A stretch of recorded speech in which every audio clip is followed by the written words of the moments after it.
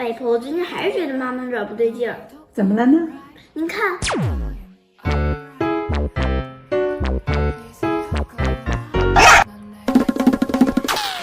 那妈妈从小有什么特别不爱吃的？妈妈不大喜欢吃花生。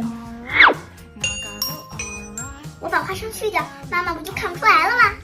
您听的没错，就是花生芽。也许家里的老人说过花生发芽有毒，其实是花生发霉有毒。发芽的花生不但没毒性，营养还特别好，能提高免疫力、减肥美容、延缓衰老，还能抑制癌细胞，尤其适合妈妈吃。但外婆说妈妈不吃花生，好吃吗？好吃呀，我全都吃光了。可是您不是说您不爱吃花生吗？